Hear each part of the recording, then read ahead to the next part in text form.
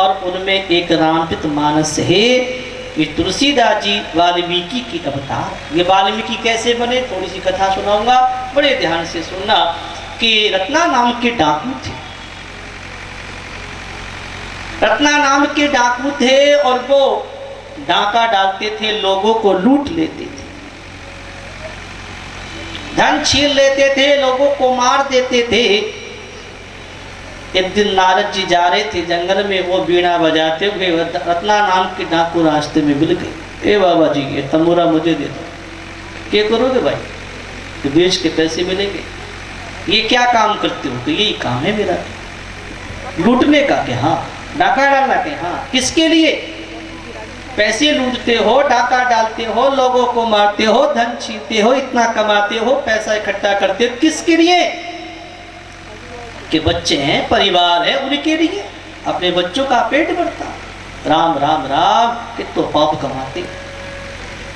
तुम्हें ये नहीं पता है कि हे देखो रत्ना, कि तुम्हारे धन के भागीदार सब बनेंगे, संपत्ति के भागीदार सब बनेंगे, जमीन जायदाद के भागीदार सब बनेंगे, लेकिन जो तुम इस पाप का के कमाई कमा रहे हो, ये पाप कमा रहे हो, इस पाप के भागीदार कोई नहीं बनेंगे। ये तो तुम्हें खुद भोगना पड़ेगा। कि ना जी मेरी पत्नी है, मेरा बच्चा है, मेरा टावर है, भी भोगेंगे? एक भी को नहीं भोगा। कैसे नहीं भोगेंगे? कि अगर तुम्हें विश्वास नहीं होता है तो पूछ कर देख लो, कोई भी हानि भरने वाला कि नहीं पत्नी है, बच्चे हैं, मैं उनके लिए कमाते लाता हूँ, वो भोगेंगे? कोई नहीं भोगेगा। सब ना करेंगे कि मैं कैसे मानूं कि तुम पूछिए आओ कि तुम भाग जाओगे कि नहीं भागेंगे। हमारे को यहाँ पेड़ से बांध दो। नारद जी को बांध, नारद जी तो जाने वाले है ही नहीं, बांध दियो। घर पे गया, बेटे से कहा बेटा मैं तेरे लिए बढ़िया बढ़िया कपड़े लाता हूँ, चप्पल लाता हूँ, जूता लाता हूँ, बढ़िया बढ़िया तेरे लिए बढ़िया बेटा टॉफी लाता हूँ, चॉकलेट लाता हूँ, सामान ला के देता हूँ, तू मेरे पाप का भागीदार बनेगा? बेटे ने कहा मन अरे पाप की कोई ठाई को नहीं, और मन थारे पाप भोगनी को नहीं, हमें तो लाए जाओ, खिलाए जाओ, कमाए जाओ, हमें तुम्हारे धन से मतलब है, हमारे तुम्हारे कोई पाप से मतलब है। समझो आवे के सदा से कौन नहीं आवे? 8 साल तो मुझे वो समझाते हुए, बोलो माँ के बिहारी लाल की। धन के संपत्ति के भागीदार बनेंगे। बेटे ने कहा तुम्हारे पाप के भागीदार हम नहीं बनेंगे। पत्नी से कहा तू पाप की भागीदार बनेगी क्या? कि ना जी ना, मैं थारे पाप से क्या मतलब है, साड़ी लाए जाओ, पहनाए जाओ, बस इतना ही मतलब है, रोटी बना के खिला दूँ, इतना ही मतलब है। नहीं कहो, ना बेटे ने, ना पत्नी ने, ना बच्चों ने, किसी ने हाँ भरी। उसका मन उदास हो गया। नारद जी के पास आके हाजिर के सामने खड़े हो गए। कहा कि महाराज मैंने बहुत पाप करे, और करे किसके लिए? इन बच्चों के लिए, इनके लिए कमा कमा के लाया। किसी ने आज ये भी हाँ नहीं करी कि हाँ तुम मेरे लिए इतना कमा के लाते हो, इतना कष्ट उठाते हो, दुख उठाते हो, परेशानी उठाते हो, दिन भर भटकते रहते हो हमारे लिए। चलो आपने कहा है तो थोड़े पाप की भागीदार हम भी बन जाएंगे। लेकिन किसी ने हाँ नहीं भरी। अब क्या होगा मेरे पापों का? मैं तो बहुत बड़ा पापी हो गया हूँ, मेरे पाप कैसे कटेंगे? महाराज कोई उपाय है? कि एक उपाय है। क्या उपाय है? कि राम नाम का जप कर लो, राम नाम कर लो तो तुम्हारे सारे पाप कट जाएंगे। रत्ना ने कहा महाराज मैंने जीवन में राम राम करी को नहीं, मैं तो मरा मरा मारो मारो मरा मरा घड़ी करी। तो ठीक है, तुमसे अगर राम राम नहीं आता तो राम का उल्टा क्या होता है? राम का उल्टा मरा मरा होता है। तुम मरा मरा ही करो, तुम्हारा कल्याण होगा। संत का वचन हो गया। और रत्ना बैठ गए राम राम करने, और राम राम करते करते करते करते क्या हुआ? मरा मरा करते करते के उल्टा नाम जब जग जाना, और वाल्मीकि हुए ब्रह्म समाना। उन्होंने मरा मरा जपे, उल्टा नाम जपने से वाल्मीकि ब्रह्म रूप हो गए, ब्रह्म स्वरूप हो गए, और उन्होंने आदि कवि कहलाए। और वाल्मीकि ने रामायण को लिख डाला। लेकिन बात कहना चाहूंगा कि रामायण तो लिखी उन्होंने, लिखी संस्कृत में लिख डाली। त्रेता द्वापर और सतयुग में संस्कृत की भाषा चलती है, लेकिन कलयुग जैसे युग में संस्कृत कोई जानता ही नहीं, बहुत कम लोग जानते। फिर रामायण की कथा कौन पढ़ेगा, कौन सुनेगा? किसके समझ में आएगी, क्या पता लगेगा राम जी के जीवन का जनता को। तब भगवान की प्रेरणा से वही वाल्मीकि ही इस कलयुग में और तुलसीदास जी के रूप में प्रकट हुए। अब मैं आपको तुलसीदास जी के जीवन की घटनाएं सुनाऊंगा और जीवन चरित्र सुनाऊंगा। तुलसीदास जी का जीवन बड़ा विचित्र और बड़ा ही आनंद का है। तुलसीदास जी महाराज जी का जन्म कहाँ हुआ? कहते हैं कि चित्रकूट जिले में। चित्रकूट जिले में राजापुर नामक ग्राम में आत्मा राम दुबे नाम के एक ब्राह्मण रहते थे। याद रखिए, नोट कर लियो, नाम गांव पता एड्रेस। चित्रकूट जिले में राजापुर गांव में आत्माराम दुबे नाम के ब्राह्मण थे। पत्नी का नाम हुलसी।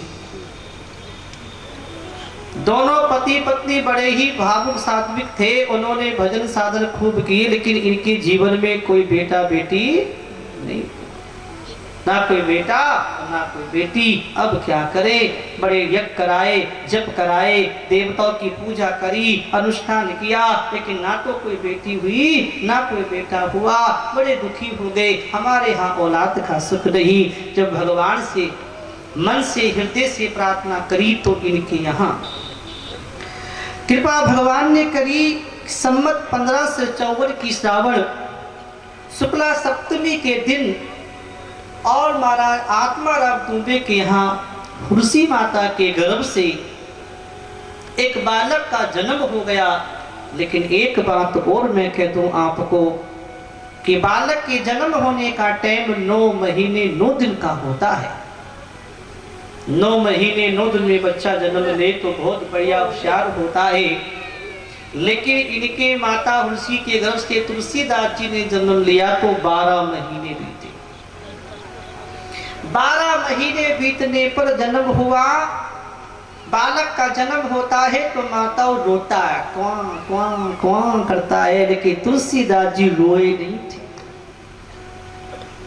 हंसते हुए। और मुख से क्या निकला? राम बोलियो, बोलियो।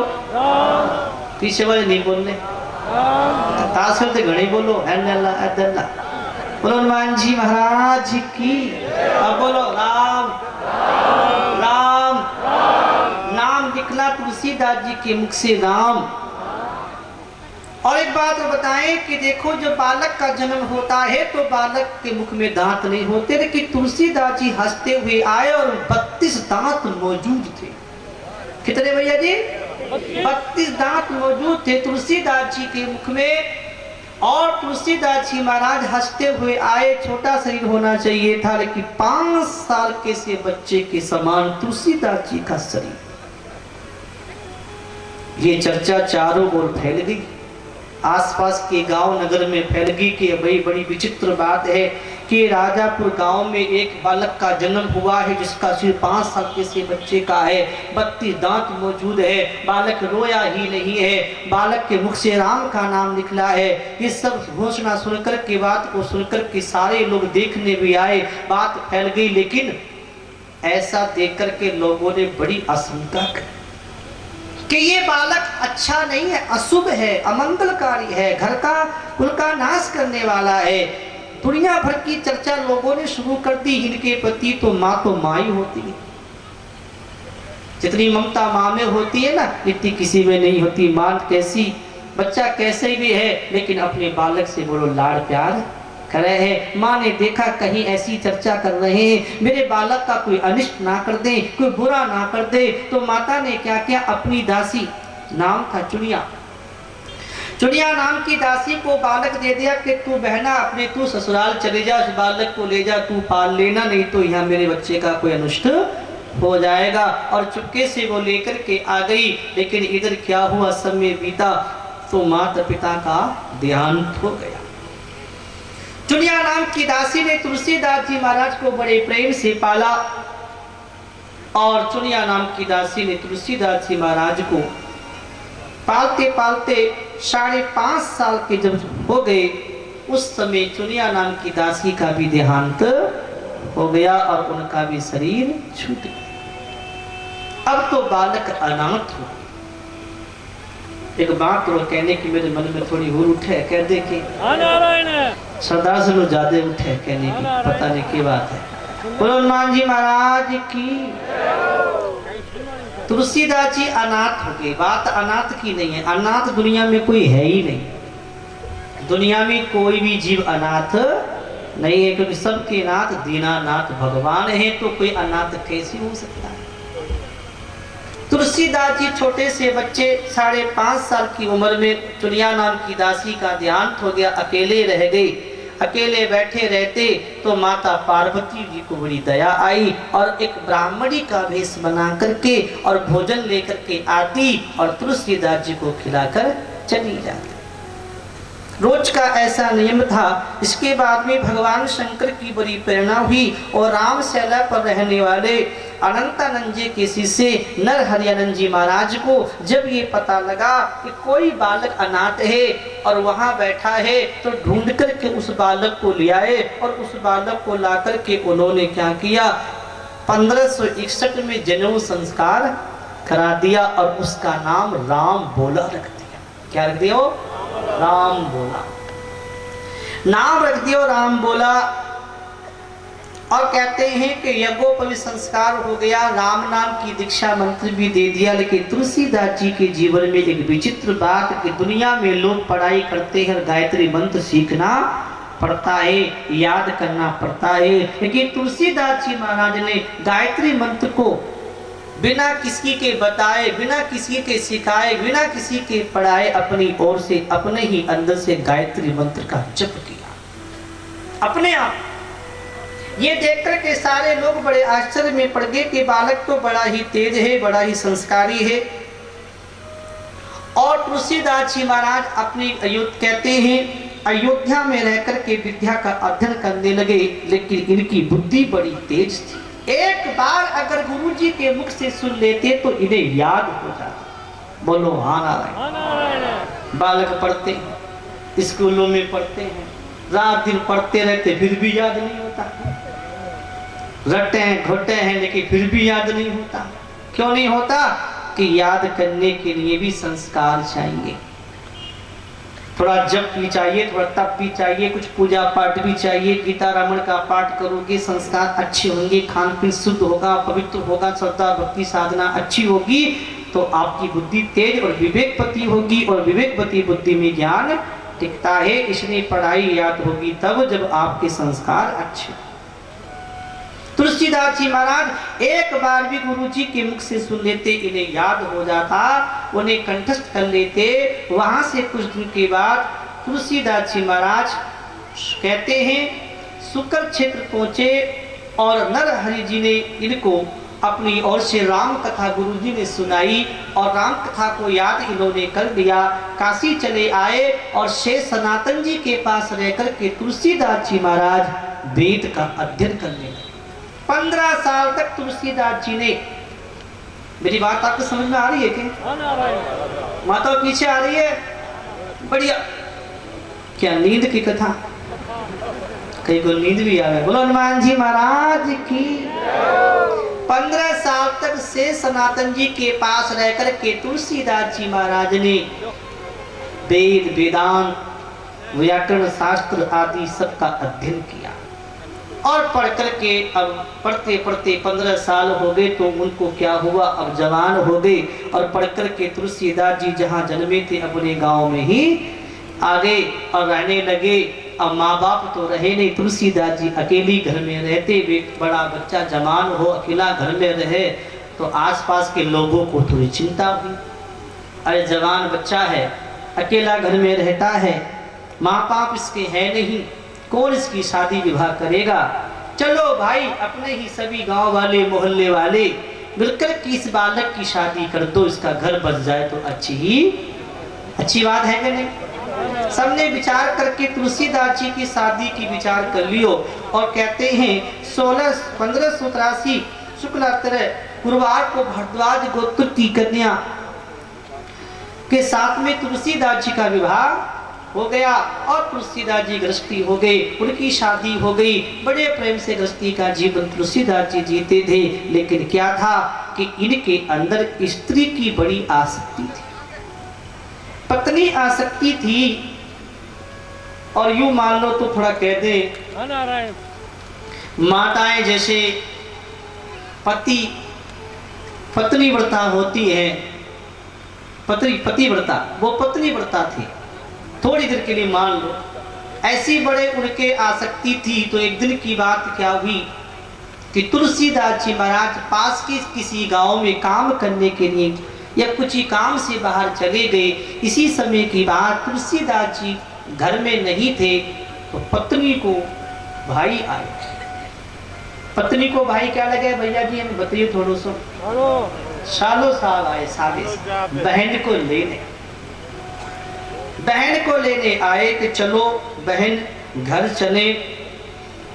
लेकिन माताओं एक बात सोचने की यह है कि घर में पति नहीं है तो बिना आज्ञा के जाना नहीं चाहिए। सास ससुर तो है ही नहीं। यदि घर में सास नहीं है, ससुर नहीं है, पति नहीं है, कोई नहीं है तो बिना पूछे घर से जाना नहीं चाहिए। लेकिन तुलसीदास जी की पत्नी ने पति से तो पूछा ही नहीं और ऐसे ही महाराज भाई के कहने पर भाई के साथ पियर चली गई। घर में पूछा ही नहीं, तुलसीदास जी थे नहीं, अब वो चली तो गई। अब तुलसीदास जी शाम को घर पे आए, घर में आकर के देखा तो पत्नी है ही नहीं, घर खाली खाली। पड़ोसियों से पूछा, भैया बताइयो हमारी पत्नी कहाँ है, कहाँ चली गई? लोगों ने कहा तुम्हारी पत्नी तो पियर चली गई, भाई बुलाने आया था, अपने भाई के साथ चली गई। इतना सुना, अब तो पति तुलसीदास जी महाराज घर में उनको मन ही को नहीं लगा। पत्नी नहीं है, घर खाली खाली दिखाई दियो, मन नहीं लगा।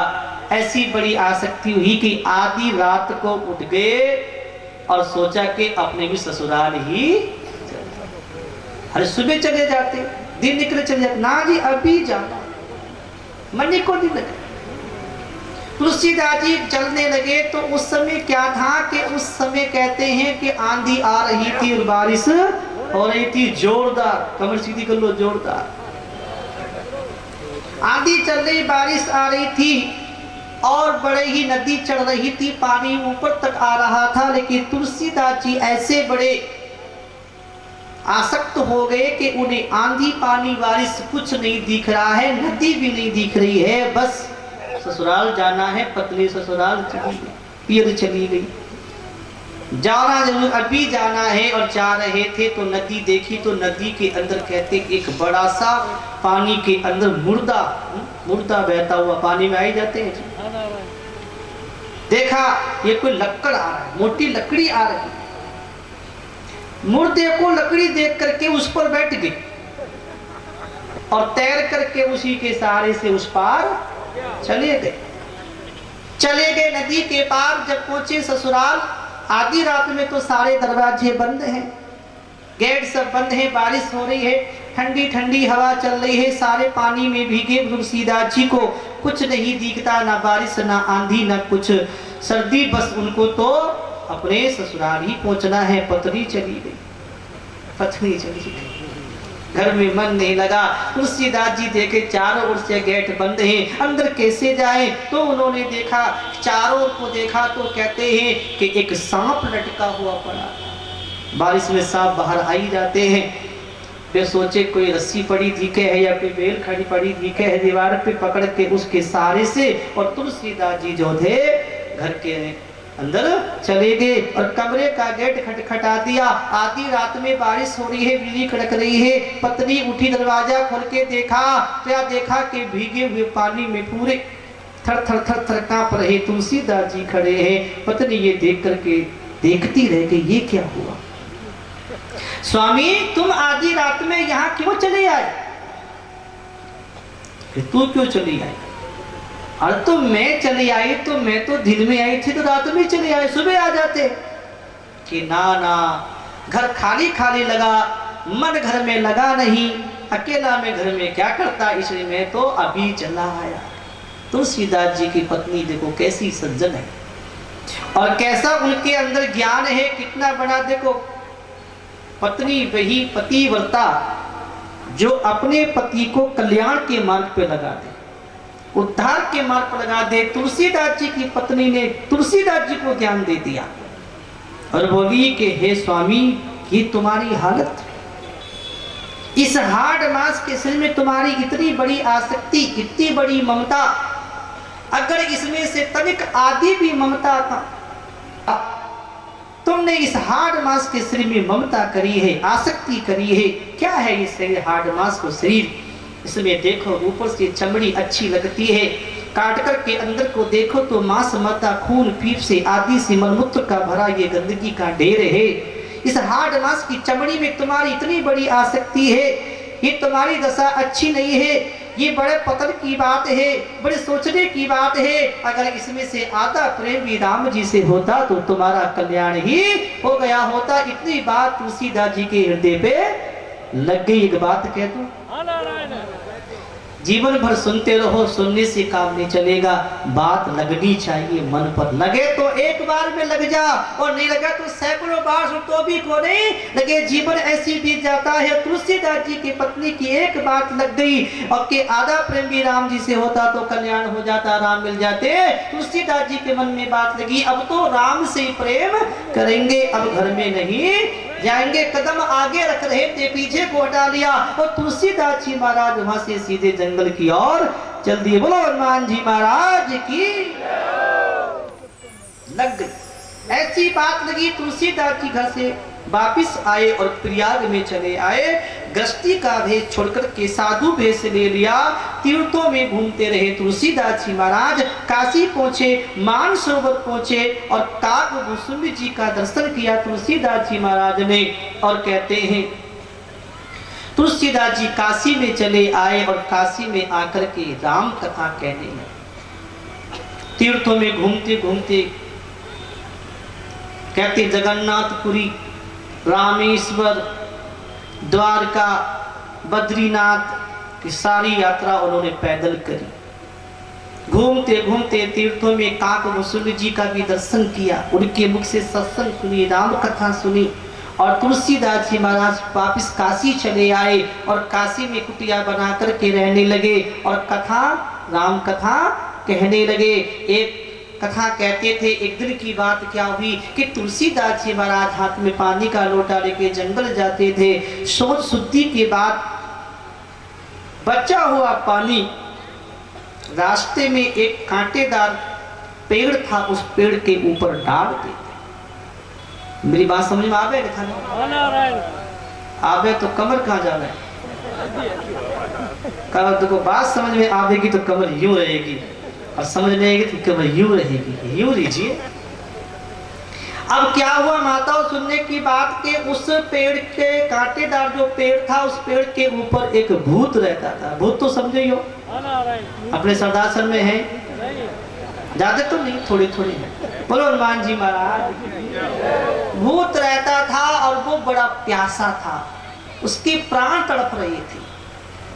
क्योंकि भूत प्रेत जो होते हैं वो शुद्ध पानी नहीं पी सकते, वो अशुद्ध पानी ही पी सकते हैं। उस भूत ने देखा मुझे कौन पानी पिलाए, प्रेत आत्मा बड़ी दुखी थी। तुलसीदास जी वो शुद्ध पानी डाल दिया करते थे और वो पी लिया करता। पीते पीते उसको बड़ी तृप्ति हुई, बड़ी शांति मिली, बड़ा आनंद हुआ। और उसने एक दिन तुलसीदास जी के सामने वो प्रकट हो गया और बोला, तुलसीदास जी तुमने मेरी प्राण की रक्षा की, तुमने मुझे पानी पिलाया, मेरी आत्मा को बड़ी शांति मिली, मैं बड़ा प्रसन्न हूँ, तुम मुझसे कुछ मांग लो। तुलसीदास जी बोले, मुझे कोई धन तो चाहिए नहीं, मकान दुकान चाहिए नहीं, धन तो बेचारे सरदार सर वालों को चाहिए, हाय रुपयों है। बोलो हनुमान जी महाराज चाहिए के नहीं, राम जी चाहिए कि नहीं, किसे किसे सबको होनी चाहिए। महाराज मुझे धन तो चाहिए नहीं, मकान दुकान तो चाहिए नहीं, हे प्रेत हे भूत, मुझे एक चाहिए कि मुझे तुम राम जी से मिला। प्रेत ने कहा कि अगर मैं राम जी से मिला था तो मैं प्रेती भूति क्यों बनता, कोई महापुरुष ही बनता। लेकिन तुलसीदास जी मैं अब आपको राम जी से तो मिला नहीं सकता, ऐसी सामर्थ्य या शक्ति तपस्या भक्ति मेरी नहीं, मैं तो खुद दुख पा रहा हूँ।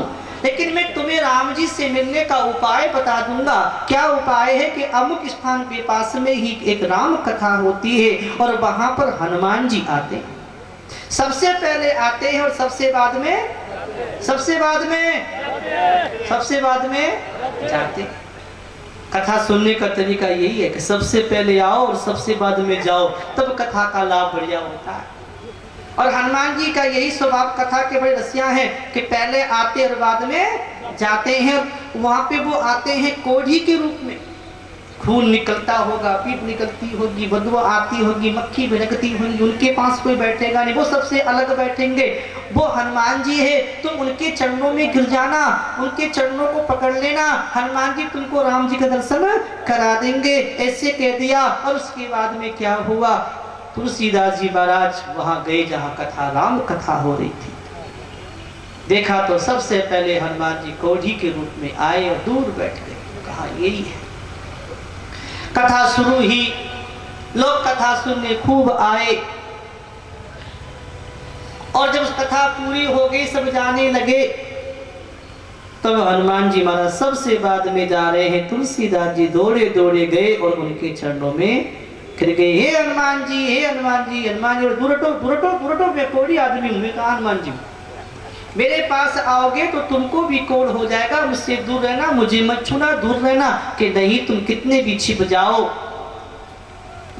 तुम कोई व्यक्ति नहीं, तुम तो हनुमान जी हो, मुझे प्रेत ने बताया है। अब देर ना करो हनुमान जी, अपने असली रूप का दर्शन करा दो। हनुमान जी ने देखा ये तो तुलसीदास भगवान के बड़े भगत हैं और प्रेत ने इनको बता दिया है, अब तो प्रकट होना ही पड़ेगा। और हनुमान जी सामने प्रकट हो गए। हनुमान जी महाराज की।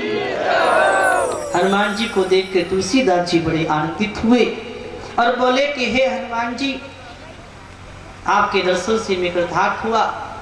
हनुमान जी ने बोले कि हे तुलसीदास जी, क्या चाहते हो? कि प्रभु का दर्शन ही चाहता हूँ, कृपा करके मुझे राम रूप के दर्शन करा दो। हनुमान जी ने कहा तुलसीदास जी ध्यान से सुनो, तुम्हें राम जी के दर्शन करने हैं तो एक उपाय है कि तुम चित्रकूट में चले जाओ और वहां पे राम घाट पे रहो। चित्रकूट के ही अंदर तुम्हें राम जी के दर्शन जरूर होंगे। ऐसा कहकर के हनुमान जी चले गए और तुलसीदास जी महाराज चित्रकूट में आ गए और राम घाट पर रहते थे, भजन किया करते थे और चित्रकूट की परिक्रमा में जाया करते थे। एक दिन की बात, तुलसीदास जी महाराज जा रहे थे, इतने में क्या हुआ, दो घोड़े पे सवार दो राजकुमार सामने से आते हुए, वही राम और लक्ष्मण थे। आए, हनुमान जी देख रहे हैं तुलसीदास जी के सामने दोनों आ रहे हैं, लेकिन तुलसीदास जी महाराज ने दोनों राजकुमारों को पहचाना नहीं। देखा कोई राजकुमार है, कोई बालक है, अपने क्या करना है। वो निकल गए सामने से। आए, हनुमान जी बोले तुलसीदास जी के यहाँ कि तुमको राम का दर्शन हुआ? कि कहाँ है राम? अरे तुलसीदास जी, अभी जो घोड़े पे सवार होके जा रहे थे वो दो राजकुमार राम लक्ष्मण ही तो थे। कि मैं तो पहचान ही नहीं पाया। नहीं पहचान पाए? कि नहीं। दर्शन नहीं हुआ? कि नहीं। चिंता ना करो, अब की बार भगवान तुम्हें दर्शन फिर देंगे। ऐसे जब कहा तो तुलसीदास जी महाराज क्या किए, एक दिन की बात, बैठे हुए राम घाट पर भजन कर रहे थे और चंदन घिस रहे थे। भगवान श्री राम छोटे से बालक रूप में आए और आकर के तुलसीदास जी के पास में खड़े हो गए और कहने लगे, बाबा बाबा चंदन दे दो, बाबा बाबा चंदन दे दो। चंदन मांगने लगे। उठाकर के भगवान श्री राम ही छोटे बालक रूप में और चंदन तुलसीदास जी के लगाने लगे। हनुमान जी देखे, अरे तुलसीदास जी तो अभी भी पहचान नहीं कर पा रहे हैं, प्रभु श्री राम इनके चंदन लगा रहे हैं। तब हनुमान जी ने क्या किया, तोते का रूप लेकर के पेड़ की डाल पर बैठ गए और पेड़ की डाल पर बैठ कर के तुलसीदास जी को समझाते हुए तोते के रूप में हनुमान जी क्या बोले, बड़े भाव से गाते हैं। चित्रकूट के घाट पर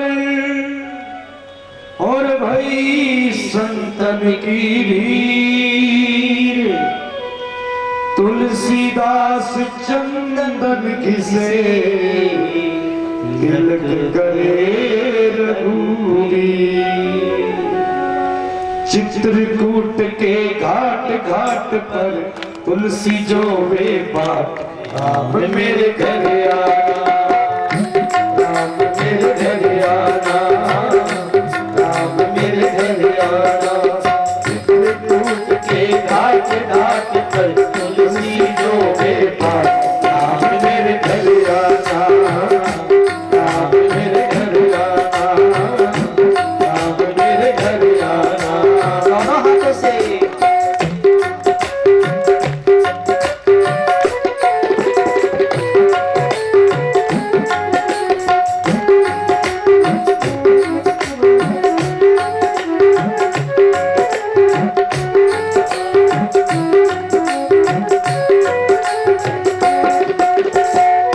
आसन नहीं है रामा, कहाँ मैं बिठाऊं, कहाँ मैं बिठाऊं। आसन नहीं है रामा, कहाँ मैं बिठाऊं, कहाँ मैं बिठाऊं। टूटी पड़ी है खाट खाट पर, टूटी पड़ी खाट। राम मेरे घर आना, राम मेरे घर आना, राम मेरे घर आना। दोनों हाथों से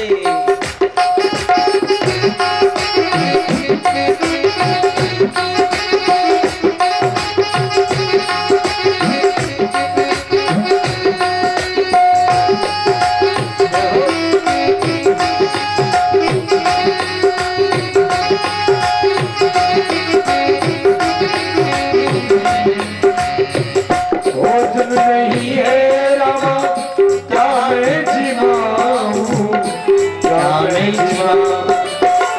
भोजन नहीं है रामा, क्या मैं जिमाऊं, क्या मैं जिमाऊं। ठंडी पड़ी है छाछ छाछ पे, ठंडी छाछ। अब मेरे घर आना, राम मेरे घर आना, राम मेरे घर आना, राम मेरे घर आना। चित्रकूट के घाट घाट पर तुलसी जो बेपार, राम मेरे घर आना, राम मेरे घर आना, राम मेरे घर आना। और से क्या बात है पीछे बजे ताली बजाती है।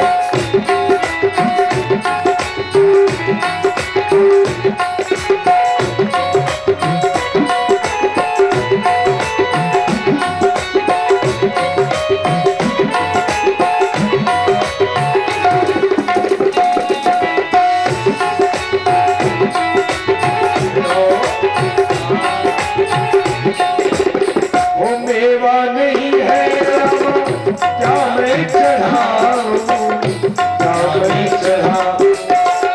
मेवा नहीं है रामा, क्या मैं चढ़ाऊं, क्या मैं चढ़ाऊं।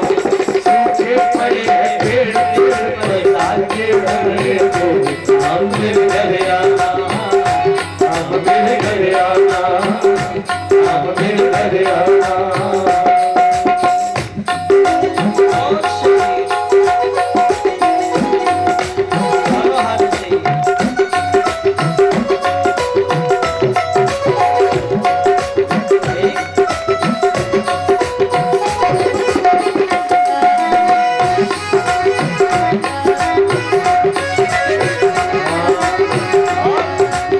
अरे झूला नहीं है रामा, काहे में झूलाऊं, काहे में झूलाऊं।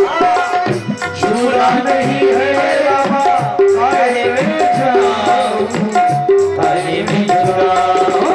अरे पड़े हैं पेड़ पेड़ पर तुलसी धारा, अब मेरे घर आना, अब मेरे घर आना, अब मेरे घर आना। चित्रकूट के घाट घाट पर तुलसियों के पास, राम मेरे घर आना, राम मेरे घर आना, राम मेरे घर आना। और से दोनों हाथों से ताली बजाते हुए पीछे का सुंदर बजाते क्या बात है?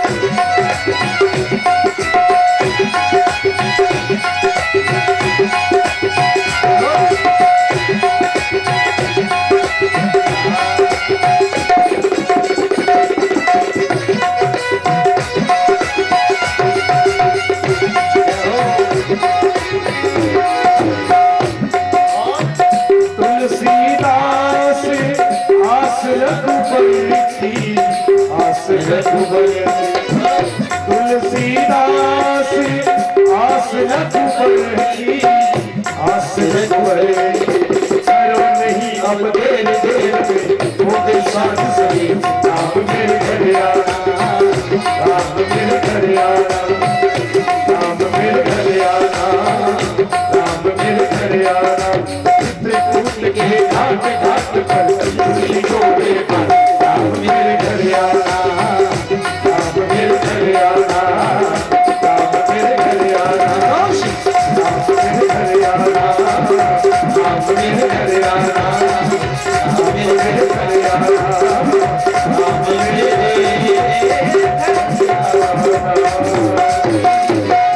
हनुमान जी महाराज की। चित्रकूट के घाट पर भई संतन की भीड़, तुलसीदास चंदन घिसे तिलक देत रघुवीर। हनुमान जी ने तोते के रूप में कहा कि हे तुलसीदास जी, जो तिलक कर रहे हैं ये छोटे बालक जो हैं कोई और नहीं, ये श्री रघुनाथ जी ही है। अरे महाराज, इतना सुना कि प्रभु आ गए, मैं पहचान ही नहीं पाया। हनुमान जी ने बता दिया, तुरंत खड़े हो गए तुलसीदास जी महाराज और राम जी के चरणों में गिर गए, प्रणाम किया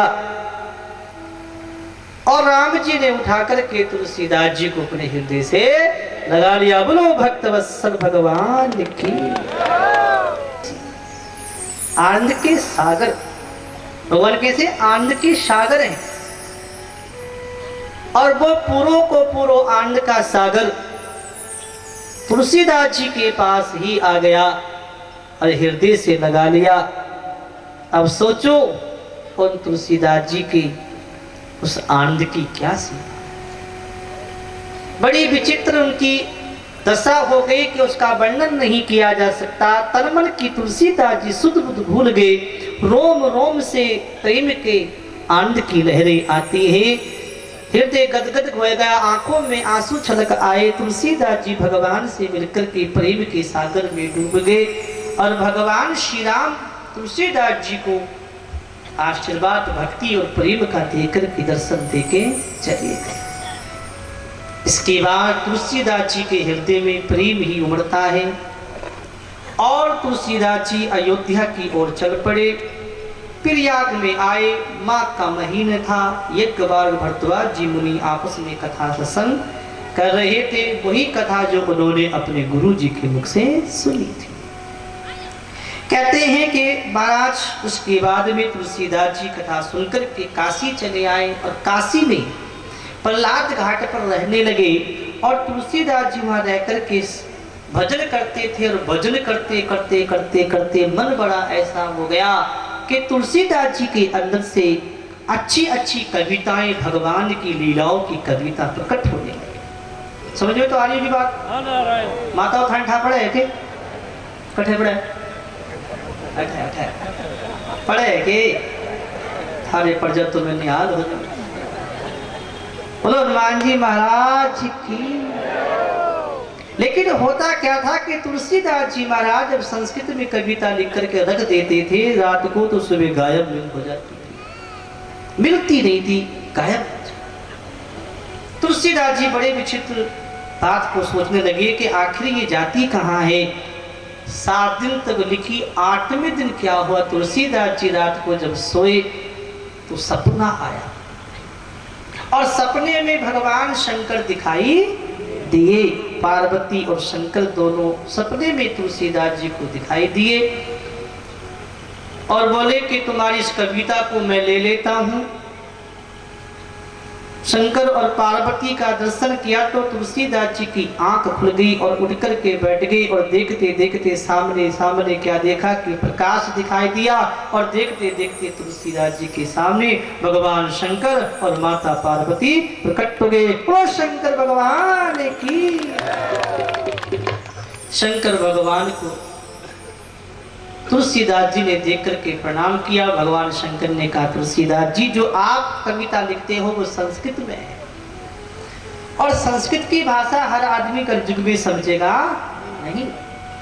इस ग्राम कथा को, इस कविता को आप हिंदी में लिखो, काव्य में लिखो हिंदी काव्य बना करके लिखो जो दुनिया के हर प्राणी लोग हिंदी में पढ़ सके और सब लोगों को राम कथा का लाभ हो सके। ऐसे कह दिया और भगवान ने कह दिया कि तुलसीदास जी तुम जो भी कविता काव्य लिखोगे साम वेद के समान तुम्हारी वो कविता फलवती होगी। ऐसे कहकर के और भगवान शंकर ने कहा मेरा ये आशीर्वाद है। और इसके बाद भगवान शंकर चले गए। तुलसीदास जी महाराज भगवान की आज्ञा से काशी से अयोध्या चले आए। कथा समझ में आई होगी बात, क्रम से सुनना, क्रम से। अयोध्या में आए और आकर के तुलसीदास जी महाराज राम कथा लिखने की तैयारी करे और राम कथा लिखने लगे। कहते हैं कि इस कथा को लिखने के लिए उन्होंने कितना समय लगा कि 2 वर्ष 7 महीने 26 दिन में ये रामचरितमानस लिखा गया। और कहते हैं 7वां कांड राम विवाह के दिन पूरे हो गए और इसके बाद तुलसीदास जी काशी चले आए और भगवान शंकर के मंदिर में वो रामचरितमानस को रख दिया गया, पट बंद किया गया। और प्रातः काल जब शंकर जी का मंदिर खोला गया तो उस कविता, उस पुस्तक के ऊपर क्या लिखा था? सत्यम शिवम सुंदरम। और सत्यम शिवम सुंदरम शाये रखी है और मंदिर में भी वही आवाज गूंज रही है, सत्यम शिवम सुंदरम। आवाज तुलसीदास जी ने और सबने सुनी और सारे लोगों ने सुनी। तब तो तुलसीदास जी की महिमा बढ़ गई और लोगों का, जनता का झुकाव और लगाव तुलसीदास जी की ओर हो गया। क्योंकि तुलसीदास जी की पुस्तक पे शंकर जी का हस्ताक्षर और शंकर जी का लिखा हुआ वाक्य और उनकी वाणी कानों में सुनाई पड़ी। इसका मतलब है कि तुलसीदास जी कोई साधारण पुरुष नहीं, कोई महान पुरुष है। और बड़े प्रभावित सारी जनता हो गई और तुलसीदास जी से जुड़ गए और तुलसीदास जी की सब कथा सुनने लगे और सब तुलसीदास जी के पास लोग आने लगे। तो पंडितों को चिंता हो गई क्योंकि पंडितों का धंधा कमजोर पड़ गया। धंधा समझोगे? धंधा बोलो हाँ नारायण, जोर से बोलो हाँ नारायण। पंडित जी लोग, कोई नाराज मत हो जाना, सबको नहीं कहना, सबका धंधा थोड़ी है, कोई कोई का धंधा, कोई नाराज मत होना, धंधा नहीं। मतलब भाई देखो पंडित जी को तो पूजा पाठ कर्म कांड करना आई उनका वो होता है जीविका का, और क्या होता है, ठीक है कि नहीं? तो उसको आपकी भाषा में थोड़ा समझा दिया आपको, बोलो हाँ नारायण, कोई नाराज मत होना, बोलो हाँ नारायण। अब पंडित लोगों ने देखा अरे ये क्या हुआ, तो काम कर दो क्यों? इतने यजमान हैं, अपने शिष्य हैं, भक्त लोग हैं जो हमारे पास हाथ दिखाने या कोई पूजा कराने कर्मकांड कराने आते थे, वो सब तो हटपट गए, हमारे भगत तुलसीदास जी की ओर चले गए। अब उनको अच्छा नहीं लगा तो पंडितों ने क्या किया, जगह जगह बैठ करके चुगली करना शुरू की। चुगली तो जानिए माता, 2 4 5 जने मिल करके और तुलसीदास जी की चुगली शुरू कर दे रहे। के बाबा जी यार, के मोटो है, ऐसे यही ढोंग बनाए फिरे यार, यही भेष बनाए फिरे और यही कविता लिखता फिरे यार, के उसके पीछे पड़े और के लगे अरे बैठे, दुनिया भर की बातें शुरू कर दी। जगह जगह तुलसीदास जी की जो है चुगली शुरू कर दी। लेकिन भाई ये ध्यान से सुनो, साँच को आँच का, सत्य तो सत्य होता है। सूर्य का प्रकाश कभी बादलों से ढका नहीं जाता है, सूर्य का प्रकाश सदा चमकता रहता है। सत्य सत्य ही रहेगा, उसे झूठ दबा नहीं सकता, सत्य सत्य ही रहता। तुलसीदास जी महाराज सच्चे संत हैं, उनके अंदर कोई कपट छल नहीं, वो तो भगवान के परम भक्त हैं। एक बार क्या हुआ, इन पंडित लोगों ने तुलसीदास जी की उस कविता पुस्तक को चुराने के लिए चोर भेज दिए। बोलो हाँ नारायण। आपको पता है कि नहीं? आप ठीक थे क्या? बोलो हाँ नारायण। चोर भेज दिए और जैसी तुलसीदास जी की कुटिया पे चोर आए चुराने के लिए वो कविता, तो क्या देखा उन चोरों ने आकर के कि 2 राजकुमार धनुष बाण लिए खड़े हैं कुटिया के दरवाजे पे, बड़े सुंदर सुहावने लग रहे हैं। राम और लक्ष्मण को देख करके चोर जो थे चोरी करना भूल गए।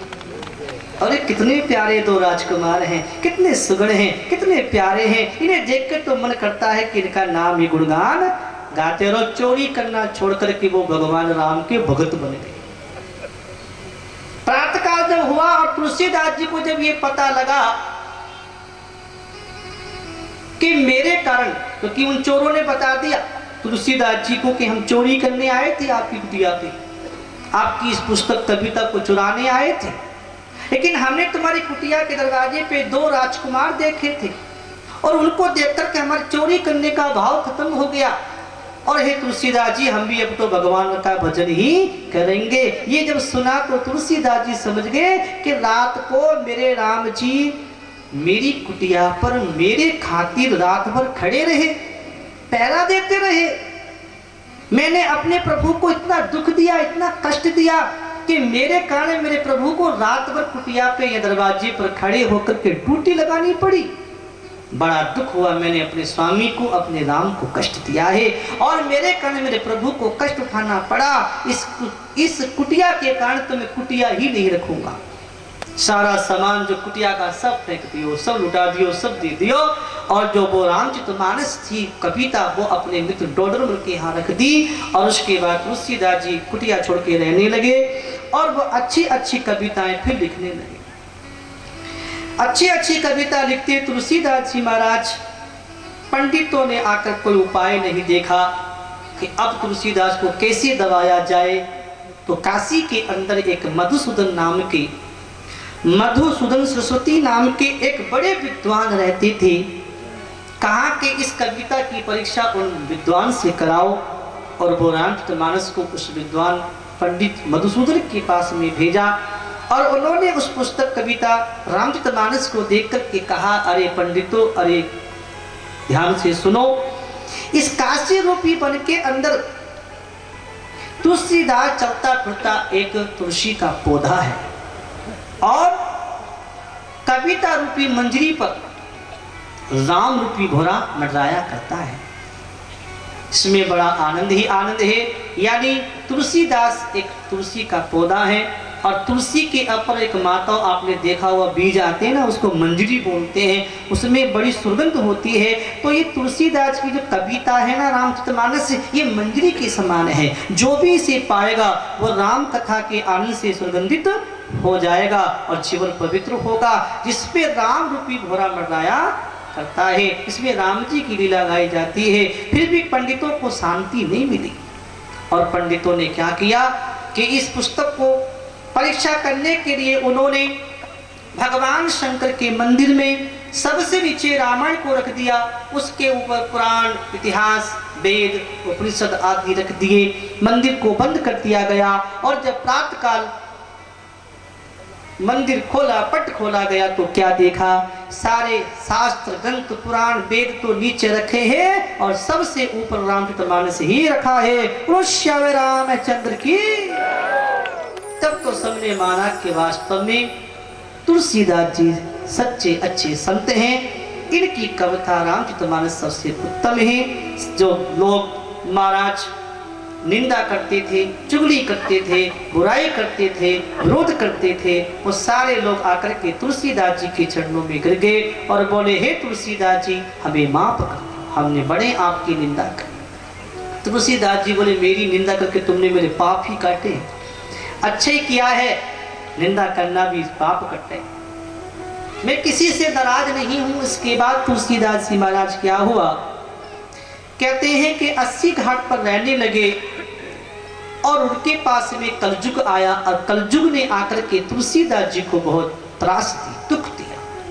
तब तुलसीदास जी महाराज ने हनुमान जी को पुकारा और हनुमान जी ने कहा कि तुलसीदास जी महाराज, आप एक काम कीजिए, विनय के पद लिखो, विनय पत्रिका लिखो।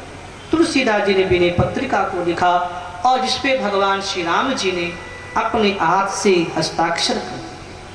विनय पत्रिका को पढ़ने से भगवान की भक्ति और प्रेम की प्राप्ति होती है।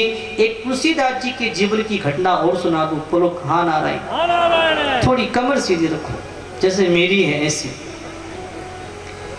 एक बार क्या हुआ कि तुलसीदास जी महाराज जंगल में कुटिया बना के रहते, भजन करते थे और उसी समय एक स्त्री थी, उसका पति जो था मर गया था और उसकी आरती लेकर के लोग जा रहे थे और बोल रहे थे राम नाम। वो आप भी समझो नहीं बात, नहीं बोल रहे थे लेकिन तुलसीदास जी का कुटिया जब उस स्त्री ने देखा तो दौड़ी दौड़ी भागी भागी कुटिया में गई और महाराज तुलसीदास जी के चरणों में गिर गई। महाराज जी कृपा करो कि सौभाग्यवती भव, कि काय को भव महाराज, मेरे पति तो मर गया। कि पति मर गए? कि हाँ। और तुमने कह दिया सौभाग्यवती भव, अब मेरा सौभाग्य कैसे बनेगा?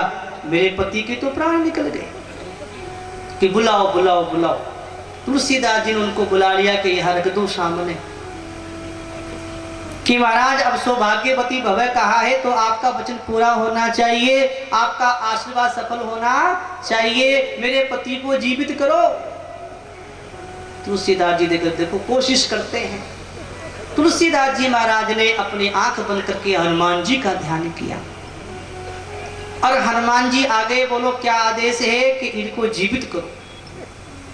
कि ठीक है, अभी हम यमराज के यहाँ जाते हैं। दौड़े दौड़े हनुमान जी यमराज के यहाँ पहुंचे। यमराज के यहाँ कि वो जो व्यक्ति मर गया उसके प्राण छोड़ दो, वापिस उसको जीवित कर दो। कि नहीं, उसका टाइम पूरा हो गया, वो तो मरना ही था। कि टाइम तो पूरा हो गया लेकिन भगत की लाज भी तो बचानी है।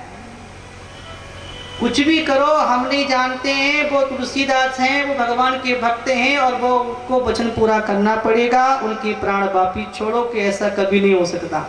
यमराज जी अकड़ के ऐसा नियम टूट जाएगा कि तोड़ना तो पड़सी।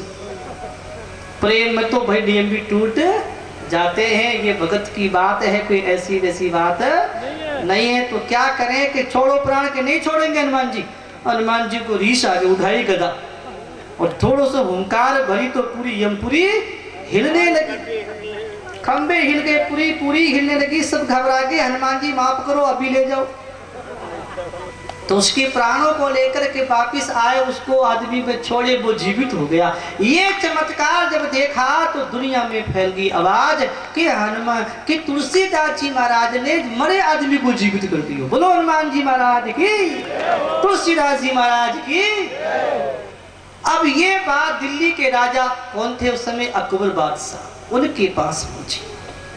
तब तो अकबर बादशाह ने कहा कि तुलसीदास जी को दरबार में पेश किया जाए, हम भी कुछ चमत्कार देखेंगे तुलसीदास जी का। तुलसीदास जी को अकबर के दरबार में पेश कर दिया गया। बैठ गए, क्या डर है भगवान के भगत को, आराम से बैठे। राजा ने कहा कि हे तुलसीदास जी, हमने सुना है कि आप तो बड़े भक्त हो, बड़े चमत्कारी हो, अब मरे आदमी को जीवित कर देते हो, तो आज कोई ना कोई चमत्कार हमें भी दिखाइए। तुलसीदास जी बोले मैं क्या चमत्कार कर सकता हूँ, मेरे में क्या शक्ति, मैं तो एक साधारण सा जीव, छोटा सा भगवान का सेवक दास हूँ, मेरे में कोई चमत्कार या शक्ति नहीं है, मैं कुछ नहीं कर सकता। कि नहीं, तुमने मरे आदमी को जीवित किया है, कुछ दिखाई चमत्कार, और यदि तुम नहीं दिखाओगे तो तुमको जेल में डाल दिया जाएगा। भजन कर लो है, रोटी मिले तो ठीक है, भजन तो कहीं नहीं। कि नहीं, तुमको बंद कर देंगे, तुमको सजा दी जाएगी, कि कुछ भी करो, मेरे पास कोई चमत्कार नहीं है। तो कहा कि सैनिकों के यहाँ के तुलसीदास जी को पकड़ो, जेल में डाल दो। तुलसीदास जी महाराज को कारागृह में बंद कर दिया और तुलसीदास जी कारागृह के अंदर बैठ कर के राम राम जप रहे और हनुमान जी को याद किया। और हनुमान जी आ गए, क्या परेशानी के देख लो, जेल में पड़े, कुछ करो, अभी करते।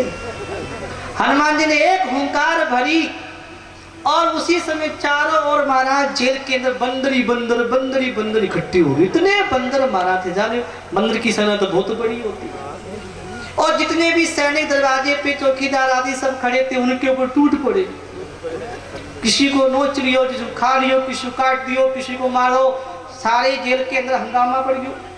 बढ़ते जा रहे बंदर ही बंदर। आखिर में अकबर राजा आए और आकर के तुलसीदास जी के चरणों में गिर गए कि हे महापुरुष, देख लियो चमत्कार था, अब आप जल्दी से जेल से बाहर निकलो कि हमारे सैनिक मारे जाएंगे सब। इस प्रकार से तुलसीदास जी महाराज को जेल से निकाला। और जेल तुलसीदास जी महाराज महान संत हैं, भगवान की कविता लिखते रहे। और उसके बाद में क्या हुआ कि तुलसीदास जी महाराज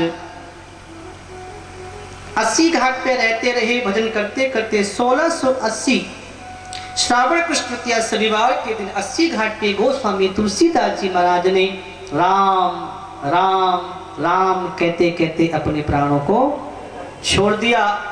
और वही तुलसीदास जी महाराज, एक संत तुलसीदास जी ने अपने जीवन में भगवान का भजन किया और उनके इस भजन से आज सारी दुनिया को लाभ हो रहा है। एक ने किया तो इतना लाभ हो रहा है कि अगर हम सभी भगवान का भजन करेंगे तो दुनिया मात्र को कितना प्राणियों को सुख और शांति मिलती है। तुलसीदास जी ने हमें जो दिया है ऐसा दुनिया में कोई दे नहीं सकता। उन्होंने भजन करके और हम सबको क्या दिया है, रामचरितमानस दिया है, यानी राम कथा जी है। इसके सुनने से जीवन का कल्याण होता है। उन तुलसीदास जी महाराज ने राम कथा हम सबको दी, हम सब सुनकर के कल्याण करेंगे। लेकिन तुलसीदास जी महाराज ने जब राम कथा को लिखा है तो सबसे पहले राम कथा को कहाँ से शुरू किया है? सबसे पहले तुलसीदास जी ने राम कथा को वंदना से शुरू किया है। आखिर जो भी अच्छा शुभ काम करो, बड़ों को याद करना चाहिए और अपने बड़ों को पूछना चाहिए। माता हैं, पिता हैं, दादा हैं, गुरुजन हैं, बड़े भाई हैं या बड़े देवता हैं, उनको याद करना जरूर चाहिए। तुलसीदास जी महाराज सबको प्रणाम कर रहे हैं और कह रहे हैं कि अक्षरों को, अर्थों को, समूह को देने वाली, मंगलों के करने वाली जब माता सरस्वती और गणेश जी महाराज हैं, उनकी मैं वंदना करता हूँ। वर्णा नाम संगाना कहते हैं कि बाघ से रावण को शुरू किया, वाह माने वर्ण। अगर राम कथा भगवान की शुरू करी है तो राम से शुरू करनी चाहिए थी, लेकिन बा से शुरू करी। बासी क्यों करी? वाह माने वर्ण। अगर राम कथा को रा से शुरू करते तो लोग कहते कि राम कथा तो केवल राम जी के भक्तों के लिए है और राम कथा तो एक ब्राह्मण ने लिखी है और ब्राह्मण ने लिखी है तो बस राम कथा तो ब्राह्मणों के लिए है। लेकिन राम कथा को बा से शुरू किया तो ये बताया कि वाह माने वर्ण। पर कितने होते हैं? 4, ब्राह्मण, क्षत्रिय, वैश्य और शूद्र। इसका मतलब है कि राम कथा चारों वर्णों के लिए ही है, यानी चारों वर्ण के लोग कथा सुन सकते हैं, पढ़ सकते हैं, ध्यान कर सकते हैं। इसे राम कथा को वा से शुरू किया।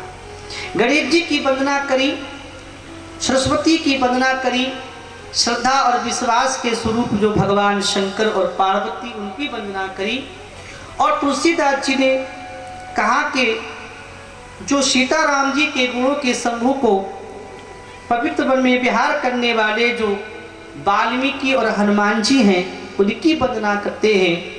और उनकी वंदना करने के बाद कहते हैं कि जिसकी कृपा से गूंगा भी आदमी बोलने लगता है और लंगड़ा आदमी भी चलने लगता है और जिसकी कृपा से वे कीड़ी भी पहाड़ पे चढ़ जाती है, उस भगवान परमात्मा के चरणों में हम प्रणाम करते हैं और जिनके याद करने से कार्य सिद्ध हो जाते हैं।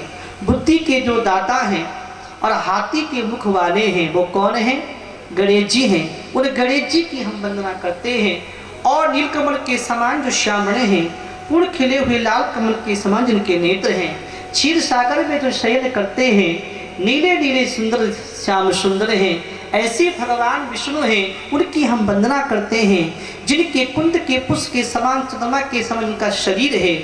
और जो गौरे हैं, पार्वती के प्रियतम दया के धाम स्वामी हैं, ऐसे भगवान शंकर हैं। उन भगवान शंकर की हम वंदना करते हैं। शंकर की वंदना करने के बाद, विष्णु की वंदना करने के बाद, देवी देवताओं की वंदना करने के बाद, तुलसीदास जी महाराज सब देवी देवताओं को प्रणाम करके अब गुरु की वंदना कर रहे हैं। और गुरु की वंदना करते हुए तुलसीदास जी लिख रहे हैं बड़े भाव में, वंदऊ गुरु पद पदुमि परागा,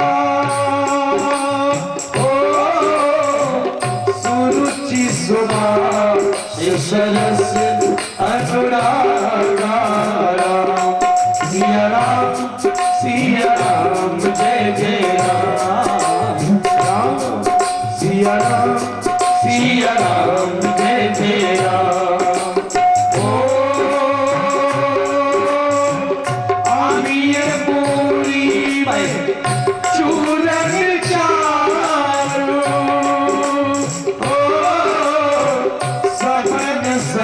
सिया राम जय जय राम, राम सिया राम सिया राम सिया राम, राम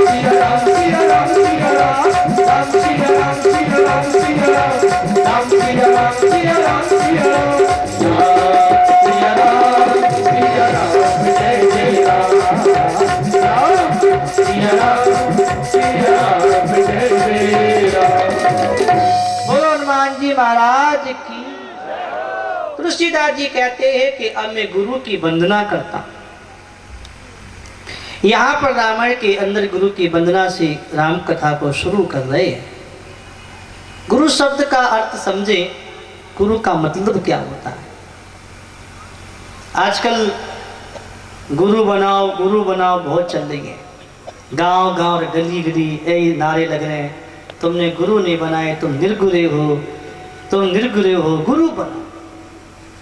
हम तो कहते हैं और हम नहीं संत कहते हैं, सत्य स्वामी जी महाराज भी कहते हैं, कलयुग में गुरु मत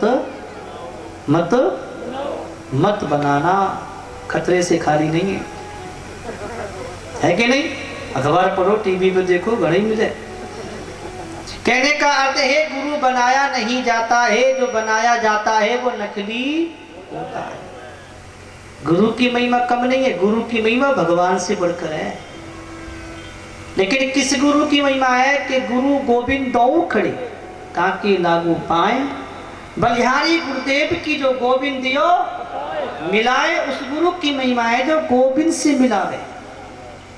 उस गुरु की महिमा है जिसके पास में गोविंद खड़े हो। उस गुरु की महिमा है जो गोविंद में लगाता।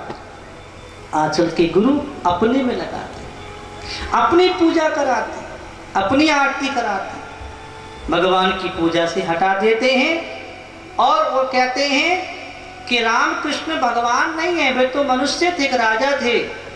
और कौन है भगवान? के हम ही है, हमारी करो।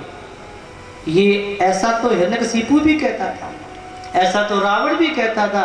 देवी देवताओं की पूजा बंद करा देता और अपनी पूजा ही कराता था। तो भाई जो ऐसा कहते हैं उनसे सावधान रहना चाहिए, धोखा है। बोलो है कि नहीं? इसलिए गुरु बनाना आज के ज़माने में सही नहीं है, मत बनाओ। अगर आपकी सच्ची लगन होगी, आपकी सच्ची भक्ति होगी, आपके हृदय में कल्याण की भावना होगी, तो गुरु बनाना नहीं पड़ेगा, गुरु अपने आप ही मिल जाएंगे, भगवान अपने आप भेज देंगे, बनाने की आवश्यकता नहीं है। और गुरु उसको कहते हैं जिसकी क्रिया से, जिसके स्वभाव से, जिसके वचन से, जिसके आदत से आपको ज्ञान मिला, वो आपका गुरु है। मानो तो भी और नहीं मानो तो भी वो तो गुरु हो गया। बनाना तो बंधन है, बनना और बिगड़ना तो संसार है। और एक बात और बताऊं, सबसे पहला गुरु इंसान का कौन होता है? सबसे पहला गुरु उसका विवेक होता है। ये आदमी, ये महात्मा अच्छा है बुरा है, इसका ज्ञान किसको होगा? आपके विवेक को ही तो होगा, तभी तो आप उसे गुरु बनाओगे। जब अच्छे ही नहीं मानोगे तो गुरु बनाओगे कैसे? तो अच्छे बुरे का ज्ञान किसको हुआ? आपके विवेक को हुआ। तो आदमी का जो विवेक होता है वो उसका गुरु होता है। तो अपने विवेक का आदर कर लो तो जीवन में कल्याण ही कल्याण। गुरु मत बनाना, गुरु बनाना ठीक नहीं। गुरु की महिमा बहुत है, गुरु बिना ज्ञान नहीं होता, ये हमेशा याद रखना। गुरु की कृपा से ही ज्ञान होता है। लेकिन कौन से गुरु?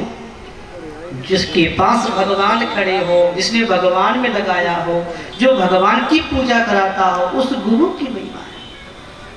गुरु महाराज की तो ऐसी महिमा है कि गुरु के चरणों की जो धूल है वो एक अंजन के समान है। और हमारी आंखों में अगर वो अंजन लग जाए तो अंदर का अंधकार मिट जाता है और ज्ञान का प्रकाश हो जाता है। और गुप्त से गुप्त रहस्य की कल्याण की बात समझ में आती है कब? गुरु महाराज के चरणों की रज जब आंखों में आ जाती है, यानी हृदय में उसकी श्रद्धा आ जाती है। गुरु महाराज के चरणों की नखों की ज्योति कैसी है? मणि के समान है, जो बड़े बड़े अज्ञान के अंधकार का नाश करके ज्ञान के प्रकाश को सामने लाती है। जो बड़े बड़े गुप्त रहस्यों का पता गुरु की कृपा से लग जाता है। ऐसे हमारे गुरु शब्द की महिमा गाई है। गुरु की महिमा बहुत बड़ी है, गुरु महान होते हैं, गुरु का आदर होता है। लेकिन सावधान भी रहना है, आज के ज़माने में गुरु की बड़ी मुश्किल हो गई है। एक बात और कह देंगे आपको, कई लोग कहते हैं तुम्हारे तो तुमने गुरु नहीं बनाए, तुम्हारे तो हाथ का दान पुण्य को नहीं लगा, तुम तो तुम्हारे हाथ का तो पानी नहीं पीना चाहिए थे, तो निर्गुरा और निर्गुरा। तो अब उनसे पूछो तुमने गुरु बने, तुम्हारे हाथ का दान पुण्य लग गया ओके? हमारा नहीं लगा इसका क्या प्रमाण है? तुम्हारा लग गया इसका क्या प्रमाण है? अरे अजामिल ने तो केवल पुत्र के माध्यम से भगवान का नाम ले ले तो भगवान के पार्षद आगे के नहीं, बोलो भैया जी बोलो, अरे बोलो पीछे वालो, आगे के नहीं थे, बोलो मातो तो घड़ी बोलो आगे ना। अजामिल ने पुत्र का ही नाम लिया था नारायण, भगवान के 4 पार्षद आकर के अजामिल को बचा दियो। जब अनजाने में पुत्र के माध्यम से नाम लेने से भगवान के पार्षद आते हैं तो हम जान करके प्रेम से, भाव से, भक्ति से अगर हम नाम लेते हैं तो क्या भगवान नहीं आएंगे? क्या भगवान हमारी नहीं सुनेंगे? भगवान सुनते हैं। श्रद्धा सच्ची होनी चाहिए। गुरु तो एक निमित्त होता है। गुरु का संबंध कितना होता है आपको बता दूं, जैसे एक ब्राह्मण का होता है। ब्राह्मण के बिना शादी हो सके है कि आजकल तो हो गए कोर्ट मैरिज, हनुमान जी महाराज की, लेकिन कोर्ट मैरिज कोई शादी नहीं है, वो बर्बादी है, अच्छी नहीं है। ब्राह्मण के बिना शादी नहीं होती और ब्राह्मण का काम इतना ही है कि लो बेटा 4-5 फेरे घुमाए और कहा बेटा 18 पति और थारी पत्नी है। अब माताओं, जिस ब्राह्मण ने आपको शादी कराई उस ब्राह्मण को तो याद करो थे, कभी याद करो कि जी है कि मरा है, कभी याद नहीं करते, पता ही नहीं कटे गए कि जी वो, क्योंकि उसका संबंध उतना ही था, संबंध जोड़ना। गुरु का काम भी इतना ही होता है कि बस ये भगवान तुम्हारे हैं, ये भगवान का नाम है, ये भगवान की भक्ति है, ये भजन है, भगवान में लगो, इतना ही काम होता है गुरु का। ये नहीं होता कि राम को छोड़ दो, कृष्ण को छोड़ दो, देवी देवता छोड़ दो और हमारी करो।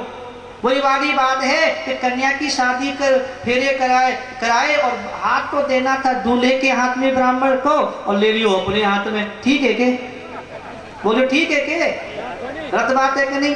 ऐसी गुरु जी को करना तो ये था कि लगाना तो भगवान में था, भगवान की भक्ति में था, लगा लियो अपने में। उल्टो काम हो गया क्या? नहीं, उल्टो काम करने से कल्याण होगा क्या? शांति मिलेगी क्या? बोलो भैया जी। मैं कहना चाहूंगा आजकल यही हो रहा है, आजकल यही हो रहा है।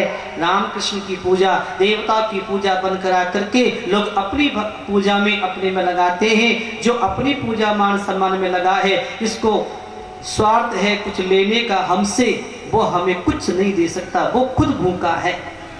हमसे मान चाहता है, सम्मान चाहता है, इज्जत चाहता है, रुपया चाहता है, हमसे जो चाहता है वो हमें क्या दे सकता है? हमें तो वही दे सकता है जो हमसे कुछ भी नहीं चाहता है, वही भगवान की भक्ति दे सकता है। तो गुरु की महिमा तो बहुत है, गुरु शब्द का बड़ा अर्थ है।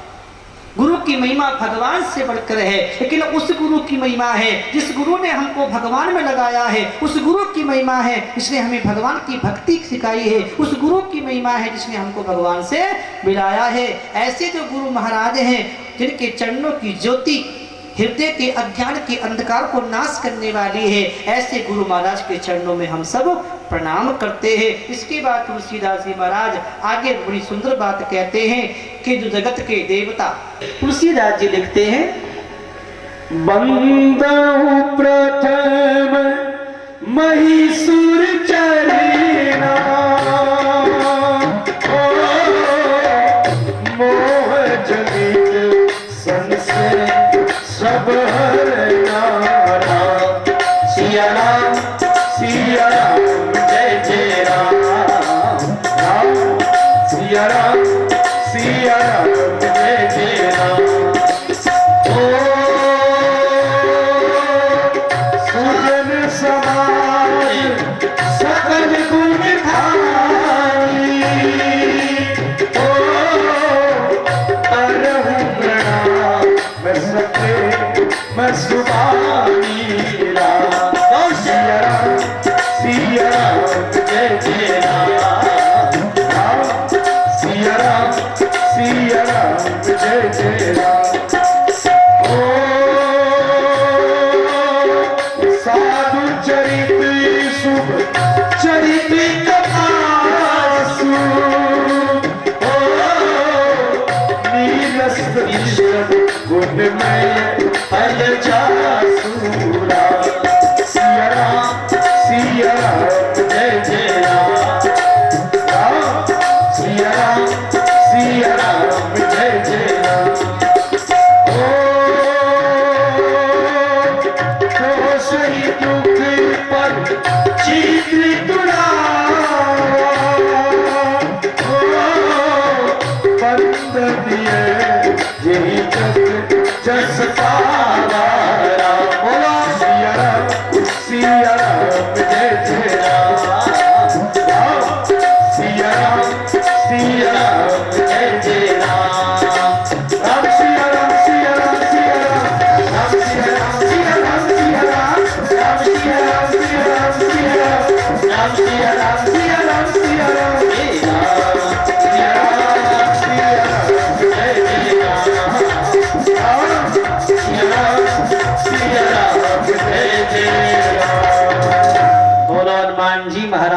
महाराज की।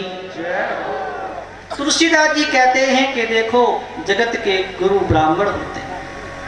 एक कहावत आती है कि जगत गुरु ब्राह्मण, ब्राह्मण को गुरु सन्यासी, और सन्यासी को गुरु अविनाशी, और अविनाशी को गुरु ब्रजवासी।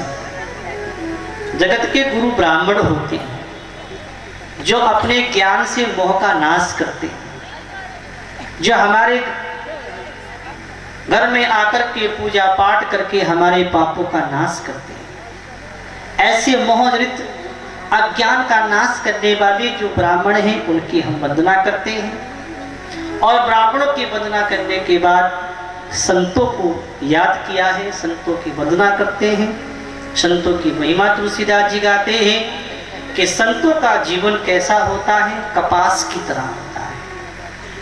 अब वो कैसे होता है वो सारी बातें आज नहीं कल सुना देंगी, क्योंकि अब टाइम काफ़ी हो गया है, 3:30 बजने ही आने हैं। बात तो 1 घंटे की थी और हो गई 1.5 घंटों है थाई को नहीं पढ़ो। राम जी कथा यही तो है, कालातीत है, काल पीछे रह जाता है। और कथा ऐसी है कि इसमें डूब जाओ तो टाइम को पता मुझे कितना बीत गयो। तो कहने का अर्थ कि राम कथा ऐसी चीज है, कालातीत, काल पीछे रह जाता है और काल को पार कर जाती है। राम कथा में बड़ा आनंद है। कल आओगे क्या? बुकिंग तो गाओ, कौन कौन आएंगे? कौन कौन आएंगे? कौन कौन आएंगे? कौन कौन आएंगे?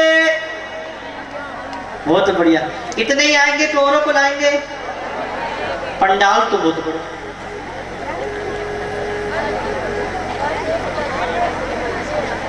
हाँ, एक बड़ी खुशखबरी, खुशखबरी कमर सीधी खुशखबरी के लिए। कौन? भगवान जी व्यास जी 21,000 रुपये श्री गौशाला में दान देने। जोर से ताली बजा दो। बहुत बढ़िया, बढ़िया, शुरुआत बढ़िया हो गई।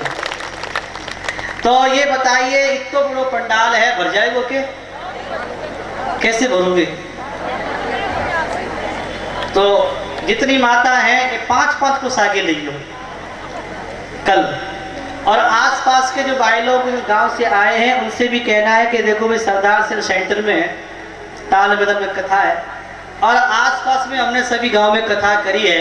सभी गांव वालों से कहना है कि अपने अपने गांव से पिकअप भर के, ट्राली भर के और ऊंट गाड़ों भर के, बसों में, कैसे भी भर भर के सबको यहाँ कथा सुनने जरूर आना है।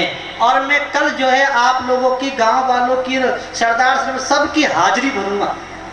और एक बात और है कि अभी शाम को लगभग 5 बजे सभी बच्चे बच्चियां गीता पढ़ने आ जाएं, उनको गीता पढ़ाई जाएगी। रात को कितने बजे से है? 7:30, 8 बजे से लेकर के 10 बजे तक भजन कीर्तन और नानी बाई को मायरा। हमारे शंकरदास जी महाराज आपको बड़े प्रेम से, बड़े रस में आपको मायरा सुनाएंगे। आओगे? नानी बाई को मायरा सुनने जरूर आना। बड़ा आनंदासी, मौका मिला तो मैं भी आऊंगा। हाँ, थे भी यही और माँ भी आशी। तो रात का मायरा का कार्यक्रम, और सुबह का थोड़ा सा कर्म ये है कि सुबह 4 बजे जगनो है, पता ही हो, थाई है, और 5 बजे प्रार्थना और 6 बजे फेरी। 6 बजे की फेरी का कार्यक्रम में ये चाहते हैं, थोड़ा हमारे कार्यकर्ता थोड़ा ध्यान देंगे कि जिस गली में प्रभात फेरी जाएगी उस गली वालों को कह दो कि आपके इस गली में फेरी आएगी, सभी जग जाओ सुबह जल्दी, फेरी का स्वागत करो। अपने घर के दरवाजे के सामने झाड़ू लगाओ, रास्ते में साफ करो और चौक बनाओ, चौक करो बढ़िया, दीपक जलाओ, फूल बरसाओ, फेरी आई, खूब स्वागत करो। बोलो करोगे क्या? अभी पीछे हम कई गांव में कथा करके आ रहे हैं महाराज। ये गांव था थिराना गांव, नौर के पास है। वहां पे प्रभात में निकलती, दिसंबर के महीने में कितनी सर्दी, और माताएं सब जग जाती, अपने अपने घर के इसमें झाड़ू लगा करके चौक बना देती और 50-60 तो दीपक जलाती और खूब फूल बरसाती, डेकोरेशन करती, खूब सजाती, फेरी का स्वागत करती। अठे की करसी करोगी के? स्वागत करियो। फेरी आएगी, फेरी को स्वागत करना, फेरी में शामिल भी होना है, प्रार्थना में आना है। कथा का टाइम 12 बजे से 12:30 बजे से 4:30 तक का टाइम तो है, लेकिन 5 बजेंगे, ये पक्की बात है। क्योंकि राम कथा 2 गाने की है, ये गाई जाएगी तो उसमें डबल समय लगता है, गाना फिर उसको बताना समझाना कई बात है। तो आज चलो पहले दिन की कथा थी, जैसे तैसे सुना दी। कल बढ़िया प्रेम से राम कथा आपको सुनाई जाएगी, बड़े भाव से आप सभी आएंगे और गीता प्रेस की पुस्तक साथ ले जाएंगे। शांतिलाल जी शेठिया जी 11,000 रुपए श्री गौशाला में दान कर रहे हैं। जोर से ताली बजा दो, बहुत बढ़िया, शुरुआत अच्छी है। अभी तो बहुत मोटे मोटे से बैठे हैं, चिंता ना करो, सब आ जाएंगे। अब आरती करना है, आरती करने के खड़े हो जाइए अपने अपने स्थान पर। और भी किसी को दान देना है, श्री गौशाला में एक बड़ा अस्पताल तैयार किया जा रहा है, हॉस्पिटल, जिसमें गौओं का इलाज किया जाएगा, उसकी सहयोग भी आप सभी दें। इसमें गायों की इलाज के लिए तैयारी की जा रही है। और इसे भी देना है, दीपू जी हैं, उनको आप नाम लिखा दें, रसीद कटा दें उनसे, वो आप नाम लिस्ट दे देंगे। आरती शुरू करें।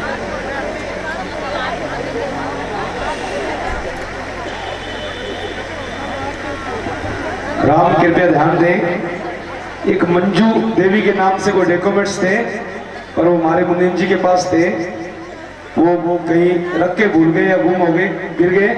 तो जिस किसी सज्जन को, माता बहन को मिले, कृपया जरूर पहुंचाने का कष्ट करें। नारायण नारायण। कर्पूर गौरा करुणावतारम संसार सारम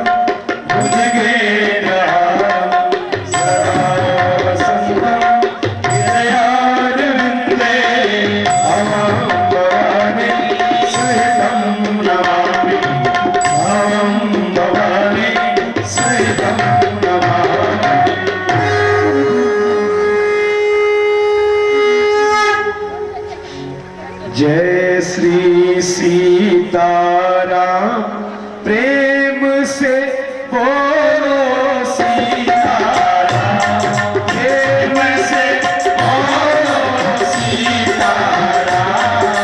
स्वीकारो प्रभु आरती, स्वीकारो प्रभु आरती, दो दया के नाम, प्रेम से बोलो सीताराम। सिंहासन पर राजपथ सिया झूला जा राम, सिया झूला जा राम। छटा प्रिया प्रियतम की छटा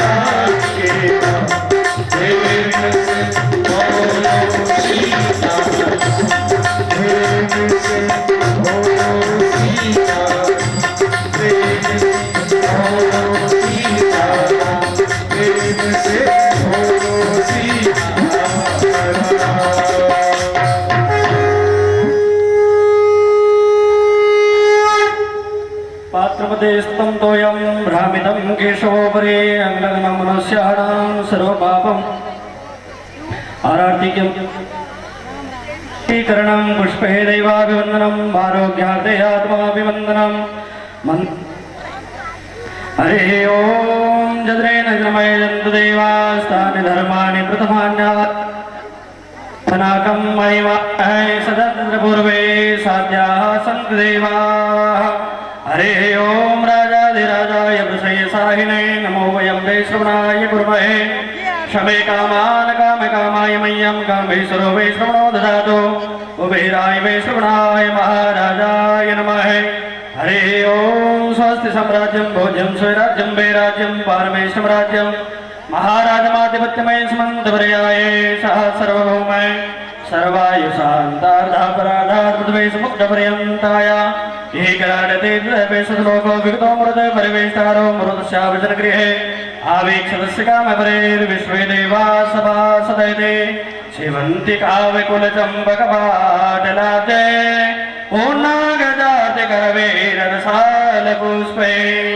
बिल्वे प्रवालतुलसेदलमञ्जरे मे त्वां पूजयामि जगदीश्वर मे प्रसीद नानासुगन्धिपुष्पाणि यथा कालोद्भवानि च पुष्पाञ्जलिर्मया दत्त गृहाणां परमेश्वरः गुरुवर्ष भगवते श्री सीतारामचंद्र शप्रग्राय नमः श्री रामचरितमानसाय नमः सायंकालीन महामंत्र पुष्पांजलि समर्पयामि। कल आओगे भैया जी? पक्की तो है? माता थे आशा है? कौन कौन? धर्म की जय हो, अधर्म का विनाश हो, प्राणियों में सद्भावना हो, विश्व का कल्याण हो, गौ माता की जय हो, गौ हत्या बंद हो, सत्य सनातन धर्म की जय हो, हनुमान जी महाराज की जय हो, परम संत तुलसीदास जी महाराज की जय हो, राम कथा रामचरितमानस की जय हो, आज के आनंद की जय हो, सरदार शहर सिटी की जय हो, सिटी के आनंद की जय हो, सिटी के भक्तों की जय हो, कन्हैया लाल की जय हो, आज के आनंद की जय हो, कष्ट हरे कष्ट हरे, काल हरे काल हरे, दुख हरे दुख हरे, दारिद्र हरे दारिद्र हरे, सुख शांति करे सुख शांति करे, सबका भला करे। हरे हरे हरे हरे हर महादेव शंभो।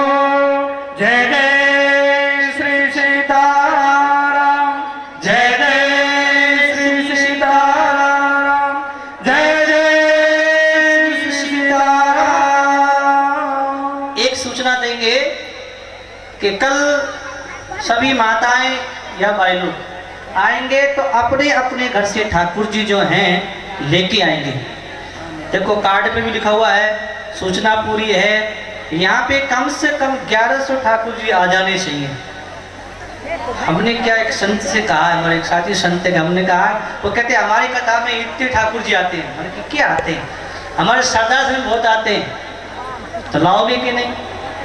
तो सभी को कल ठाकुर जी को लेके आना। लड्डू गोपाल है, नाम जी है, जो भी भगवान के आपके स्वरूप ठाकुर जी का है वो लेके आना। और अगर घर पे नहीं है तो यहाँ ठाकुर जी मिलेंगे आपको, वहाँ से ले लेना और अपने ठाकुर जी के साथ संबंध जोड़ना है। बेटा बना लो, पोता बना लो, भाई बना लो, मित्र बना लो, गुरु बना लो, और या तो फिर बेस्ट फ्रेंड बना लो। जो भी चाहे ठाकुर जी के साथ संबंध जोड़ के उनको और लाना है और यहाँ कथा सुनाने बैठाना। जरूर लेके आना। बोले लाओगे? अपने अपने ठाकुर जी जरूर लेके आना। और हाँ, उस पर अपना नाम लिख देना, अपनी पहचान कर देना। ले जाओ तो अपने अपने ठाकुर जी ले जाने हैं। बोलो राम राम। अब जाओ आराम से, सीरो खाओ, सो, और शाम को बच्चे पढ़ने आ जाओ। रात के 8 बजे सत्संग में मायरे में।